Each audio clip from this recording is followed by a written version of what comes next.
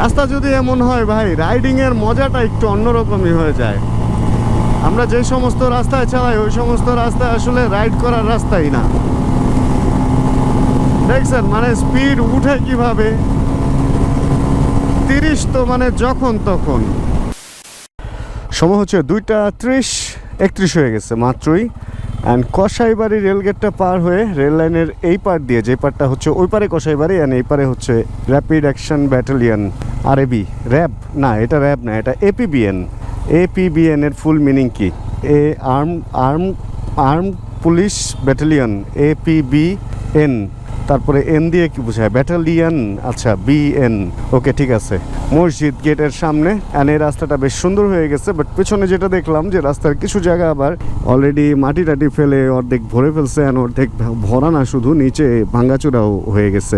যাক, রাস্তাঘাট আজকে একটু ফাঁকা ফাঁকা মনে হচ্ছে। কসাইবাড়ি রেলগেটটাও ফাঁকা ছিল। এই রোডটা মূলত বন্ধ, রোডটা আসলে আসার নিয়ম নাই, এটা শুধুমাত্র এপিবিএন এর ওদের জন্যই মনে হয় করা হয়েছে। তারপরে আমাদের মোটরসাইকেল থাকার কারণে আমরা হালকা করে চলে আসতে পারি, সাইড দিয়ে একটু জায়গা আছে, এদিক দিয়ে চলে আসতে পারি। আর মাথাটা পুরোপুরি রেডি না বলেই হয়তো বন্ধ, হয়তো ভবিষ্যতে ছেড়ে দিবে বা এমন কিছু হবে। অ্যান্ড সিএনজি স্ট্যান্ডটা হয়ে গেছে এইখানে, এই দেখছেন এইখানে কিছু সিএনজি আছে। অ্যান্ড কসাইবাড়ি সিএনজি স্ট্যান্ডটা একটু কীরকম যেন ভেঙে চলে গেছে। যাক, রাস্তা যেহেতু ফাঁকা সেহেতু চলেন আমরা একটু শান্তিতে বাইক চালানোর একটা মজা নেওয়ার চেষ্টা করি। অ্যান্ড এদিক থেকে যাওয়ার পথে আমরা চেষ্টা করব একটু 300 ফিটেও নাক গলিয়ে যাওয়ার, মানে একটু 300 ফিটের মজাটাও নিয়ে যাওয়ার। যাই হোক, গতদিন হচ্ছে আমি এদিক থেকে যখন বেরোইছিলাম তখন উপরে দিয়ে গেছিলাম, এই উপরে যে ওভারপাসটা আছে বা ফ্লাইওভারটা আছে। আর ওইখানে যে পরিমাণ ভিড় দেখছি ওই তুলনায় নিচে ভিড় কম থাকলেও নিচে হচ্ছে bus stand. And bus stand থাকাতে দেখেন না অবস্থাটা, মানে পুরা বিদঘুটে একটা অবস্থা না, সব বাস এখানে দাঁড়ায় টাড়ায় একটা একাকার অবস্থা দাঁড় করাইছে। কিন্তু মোটরসাইকেল থাকার কারণে আমি জাস্ট রোডটা চেঞ্জ করে নিলাম, লেনটা, অ্যান্ড শান্তি। আরে ভাই, ওই সাইডটা করছে কি দেখেন, আর্মির গাড়ি আটকায় আছে। মানে বাস, কি পরিমাণ বাস অ্যান্ড কি পরিমাণ লোক তুলতেছে সামনের গুলা, যে পেছনের গুলাকে যাইতেই দিতে মানে দেওয়ার রাস্তাটা পর্যন্ত রাখে নাই। অ্যান্ড ও এয়ারপোর্টে আসলে পারাপারের জন্য কোনো ফুট ওভার ব্রিজ বা কোনো কিছু নাই, নিজ দিক দিয়ে এখন পারাপার চলতেছে। ভাই এই জায়গাটা আমার সুপার লাগে, তাই না? দেখেন ভিউটা, নাইস ভিউ না একটা ভাই, করা লাগে করা, এই ভিউটা সুপার। কোনো কারণে যদি এই জায়গাটা বন্ধ করে মানে গাড়ি ঘোড়া একটা ফটো সেশন করতে দেওয়া যেত ভাই, এখানে যদি আড়াআড়ি করে বাইক রেখে একটা ছবি তোলা হইতো, পেছনে যদি সূর্য থাকতো, ব্যাপারটা তুমুল হয়ে যেত। যদিও এখন এআইকে বললে এআই এরকম ছবি বানায় দিবে, জাস্ট এইখানের একটা ছবি তুলে দেন ওটাকে যদি বলা হয় যে সব কিছু রিমুভ করো, গাড়ি ঘোড়া যা আছে, অ্যান্ড দেন আমার বাইকটাকে দাঁড় করাও, পেছনে একটা সূর্য দাও, দেখবেন সেই একটা ছবি বানায় দিচ্ছে। কি আজব! চলেন দেখেন, এই যে একটা পা নামায় রাখছে, আর একটু পরপর বাইকটা দিতেছে বাউলি, বাইকটার নাম্বার প্লেটও কোনো কিছু দেখা যেতেছে না, তুমুল ধোঁয়া ছাড়তেছে। ধোঁয়া ছাড়াটা দোষের কিছু না, কারণ এটা 2 স্ট্রোক, আর এটা ধোঁয়া ছাড়বে এটাই স্বাভাবিক, মানে এটার জন্য এটাই নর্মাল। কিন্তু উনি এক পা, এই যে এতক্ষণে উনি পা তুলছে, সে আজবভাবে চালাইতেছিল। ওনার মনে হয় ওই পায়েরও ব্যাপারটা ইন্ডিকেটর ছিল, কারণ ওনার লেফট সাইড ইন্ডিকেটর পেছনেরটা ভাঙ্গা, উনি সম্ভবত পা দিয়ে ওইটা আমাদের ইন্ডিকেটই করছিল যে উনি বামে যাবে বা কিছু। ওই দেখেন আবার পা নামায় দিচ্ছে। কই যাবেন ভাই, ওনার কাহিনীটা কি? রাস্তার মধ্যে পা ঘেঁষা চালাইতেছে কেন? ব্রেক নাই নাকি? উনি মনে হয় ব্রেক করতেছে পা থামায়া। এই যে পা উঠায় দেয়, যখন ব্রেক করা দরকার হয় তখন পা দিয়ে আবার পা নামায় ফেলতেছে। তাহলে কি ওনার ব্রেক নাই? না, ব্রেক তো আছে। এই যে থামলো, ওই বাসের চিপায় কই ঢুকে এই লোকটা? ভাই চলার পথে রাস্তায় কি কি যে আজব আজব জিনিস দেখা যায়, একটু যদি খেয়াল করা হয় তাহলেই দেখতে পারবেন। নর্মালি আমরা যখন বাইক চালাই আমরা তো আসলে রাস্তায় এত কিছু খেয়াল করি না, ধুমধারাক্কা বের হয়ে যাই। বাট একটু যদি ডানে ভাইয়ে খেয়াল করা হয় তাহলেই দেখবেন যে কত যে কাহিনী কিচ্ছা ঘটতে থাকে, পুরা ফা ওই অবস্থা ঘটতে থাকে। যাক, আসলে ও মাগো, কি ব্রেকটা করতে হয়েছে। এদিকের লাইফটা একটু অন্যরকম, এদিকে থেকে বের হয়েই একটা সুন্দর রাইড করা যায়। এই ব্যাপারটা আসলে মানে সেই না, পুরা চিল লাগে আমার কাছে। অ্যান্ড 300 ফিট কত কাছে, এই অলমোস্ট চলেই আসছি খিলখ্যাত, অ্যান্ড দেন 300 ফিট। এই জিনিসটাই ভাল লাগে এদিকে থাকলে। আসলে আমি মিরপুর থাকার কারণে দেখা গেছে ভালো কোনো রাস্তা পাই না, ওইভাবে চালানোর জন্য ভালো কোনো রাস্তা পাই না। কিন্তু এইদিকে একটু টান দিয়ে বের হইলে এই রাস্তাই তো কত সুন্দর, তার মধ্যে আবার 300 ফিটও আছে। সেই মানে এদিকের লাইফটা আসলে অনেক সুন্দর। আমরা থাকতে বুঝি না, বুঝছেন, এদিকে যখন রেগুলার থাকছি তখন বুঝি নাই যে আসলে এদিকের লাইফটা এত সুন্দর। কাছেই ডিয়াবাড়ি, কাছেই হচ্ছে 300 ফিট, বাট হারায় খুঁজি। মানে এখন এখানে থাকি না, আর এখন আফসোস করি যে না আসলে এখানের লাইফটাই তো সুন্দর ছিল, বা এখানের লাইফটাই তো সুন্দর আছে, ছিল কি আছে তো আসলে। ওকে, ফাইনালি চলে আসছি আমরা এবার 300 ফিটে। অ্যান্ড আজকে 300 ফিটে একটা পুরা চরম রাইড হবে এরকমটাই আশা রাখতেছি। এখন দেখা যাক কতটুকু চরম রাইড আসলে আমরা করতে পারি। চলেন, রেডি?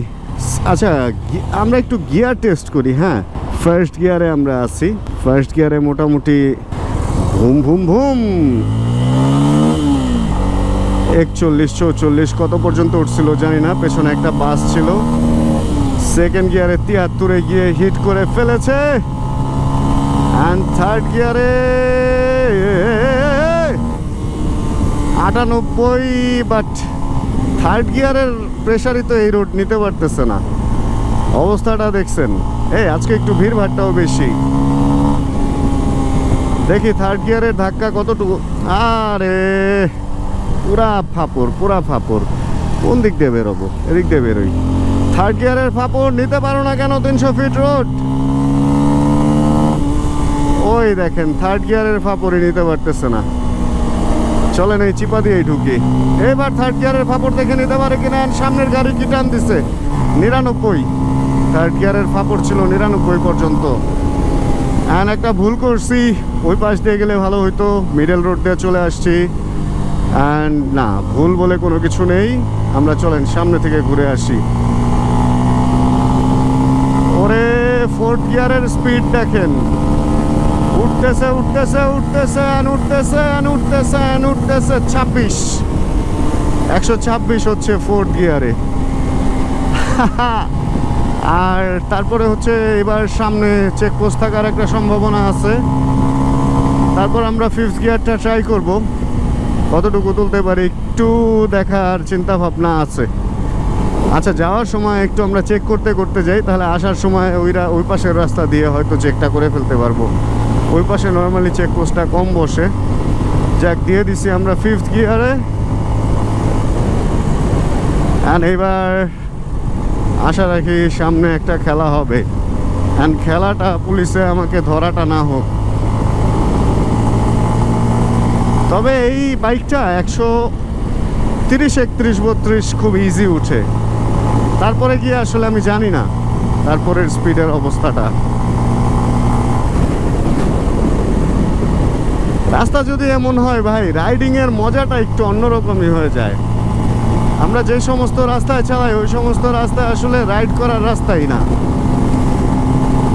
দেখছেন মানে স্পিড উঠে কিভাবে? 30 তো মানে যখন তখন টোকায় 130 উঠে যায় এই বাইক। এইভাবে ক্যারামে টোকা দেয় না, ওই টোকার সাথে সাথে ধরেন 130 উঠে যায়। এই যে এই জায়গায় একটা চেকপোস্ট নর্মালি বসে, বাট আজকে বসে নাই। যাক ভালো, 300 ফিটে এত চেকপোস্ট দেওয়ার কি দরকার? ওই দেখেন R15 কি টান দিছে। তবে কেউ আবার এটা মনে করেন না যে এই বাইক নিয়ে R15কে খেয়ে দিবেন, মানে ওইটা আবার সম্ভব না। R15 এটার চেয়ে 100 সিসি কম হইলেও ওইটা আবার ভাই ডিফারেন্ট জিনিস, ওইটাকে বানানো হয়েছে অন্যভাবে। আর এক আজব টেকনোলজি ভাই, যেমন তেল কম খায় ওরকম স্পিডের ধাক্কা বেশি। মানে একটা জিনিস দুই দিকে কীভাবে সার্ভিস দেয় বলেন? তেলও কম খায় আবার মাইরও বেশি। আর কিছু কিছু বাইক আছে ধরেন তেলও বেশি খায় আবার মাইরও কম। এটা যদি নাম জানতে চান আমি নাম বলবো না, বাট এই যে আশপাশে দেখলেই দেখতে পারবেন ওই ধরনের কিছু বাইক। যাই হোক, এই হলো অবস্থা।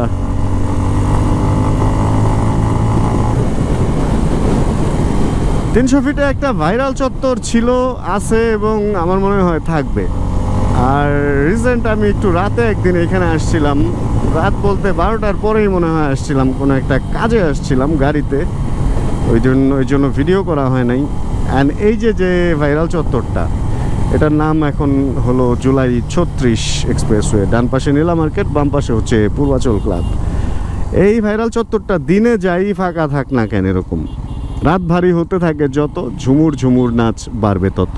এখানে রাত হইতে থাকে আর লোকজন বাড়তে থাকে, রাত হইতে থাকে আর লোকজন বাড়তে থাকে। এই চত্বরটায় রাতে পুরো একটা মজা পুরো আসর। চলেন এবার আমরা যাওয়ার পথে ফাইনাল একটা চেক মারি যে কিরকম স্পিড ওঠে। মানে ভাই টান দিলেই মনে হয় কি রাস্তার কোনো গাড়ি আর কোনো গাড়ি না, এরকমটা লাগে আমার কাছে। দেখেন আশপাশে যা আছে সবাই ধুমায় আমার পেছনে যাইতেছে। এই হচ্ছে F250-র মজা। ইনিশিয়াল পিক আপ রেসপন্সটা এত ভালো করে এই বাইকটা, অ্যান্ড সাথে ভালো ব্রেকিং অ্যান্ড ভালো সাসপেনশন হওয়াতে আসলে কিছু কিছু ক্ষেত্রে এই বাইকটা খুবই ভালো ভাই, খুবই ভালো। এখন একটা জিনিস তো সর্বদিকে ভালো হওয়া সম্ভব না, তো কিছু কিছু ল্যাগ থাকবে, এটা স্বাভাবিক। তো কিছু কিছু ল্যাগ আসলে এই বাইকেরও আছে, বাট এমনিতে যদি সার্বিক চিন্তা করেন দাম অনুযায়ী এটা একটা গুড ডিল, একটা গুড বাইক আমার কাছে মনে হয়। এই জন্য আমার কাছেও একটা আছে এখনো পর্যন্ত। তবে সামনে N250 USDটা লাল রঙের বাংলাদেশে ঢুকলে, মানে শোরুমে আসার পর এই বাইকটা আমার কাছে থাকবে কিনা এটা আমি বলতে পারি না, কারণ ওই বাইকটা আবার আমার একটু মানে বাজাজের রেটটা আমার একটু বেশি পছন্দ। ওরে ভাই আমার তো স্যান্ডেল ট্যান্ডেল বাতাসে খুইলা যাইতে চাইতেছে। 126, ওই তো 130 পর্যন্ত খুব ইজি উঠে, খুব ইজি। তারপরে গিয়ে হচ্ছে একটু স্লো উঠে আর কি। সেই অন্যরকম একটা কনফিডেন্ট কাজ করে এই বাইকটা 130 পর্যন্ত। নর্মালি এর আগে আমরা বাজাজের N250 যেটা চালাইছি ওইটাতে দেখা গেছে 120-এর পরে মাথা একটু কাঁপতো, মানে ভেতর দিয়ে বাতাস ঢুকে ট্যাঙ্কের কারণে মাথা একটু কাঁপাকাঁপি করতো। বাট এই বাইকটা 130, 32, 33 পর্যন্ত বাতাস কেটে এত সুন্দর চলে, লুকিং গ্লাসগুলো খোলা অবস্থাতে, মানে কোনো কাঁপাকাঁপি বা এই ব্যাপারটা নাই। তবে আমার মনে হয় 140, 42 এই বাইকে তোলা হয়তো বা সম্ভব হবে বলে আমার মনে হয়। তবে আমি এই যে 130, 32, 33-এর উপরে কখনো ট্রাই করি নাই, কারণ আসলে ওরকম রাস্তায় ফাঁকা পাওয়া যায় না।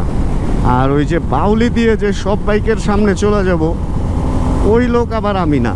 মানে এমন না যে আমি একদম টপ তুলতে পারলে বিশাল অ্যাওয়ার্ড দেওয়া হবে, দুনিয়ায় রেকর্ড করে ফেলবো, ওরকম তো না ব্যাপারটা। তো যেহেতু ওরকম না ব্যাপারটা, সেহেতু আমি আবার বাইকের স্পিড নিয়ে অত মানে মাতমে মাতি না যে একদম স্পিড তুলতে যা ধরেন বিশাল রিস্ক নিয়ে ফেলবো। যতটুকু রিস্ক নেই এটাই অনেক, এর চেয়ে বেশি রিস্ক নেওয়া আমার পক্ষে সম্ভব না। এই 100 তুলতেছি, 100-র উপরে চালাইতেছি, এটাই তো অনেক। অ্যান্ড সামনের 4ভিটার অবস্থা দেখেন না, শার্টের বাটন টাটন খুইলা শার্টরে পুরা উড়াইয়া মানে যেমনে চলতেছে। কিন্তু এই 4V ভাই এটার সামনে খাওয়া নাই, টোটালি এটার সামনে 4Vর কোনো খাওয়া নাই। যতই ও মনে করুক যে ও খাড়া টান, এই টান সেই টান, ওই খাড়া টান আসলে ওই খাড়ার কোনো ভ্যালু নাই। আল্লাহ, 130-এ যদি একটা লোক সাইড দিয়ে ওভারটেক করে যায় 4V কিভাবে ধরবে? যাই হোক, আমার একটা 4V ছিল, ওটা আমি 112, 13, 18 এরকম মনে হয় হাইস্ট তুলতে পারতাম। কিন্তু অনেকে বলে 4Vতে নাকি 140, 45 উঠায় ফেলে। কি জানি ভাই, ওদের 4V মনে হয় স্পেশাল 4V, জানি না।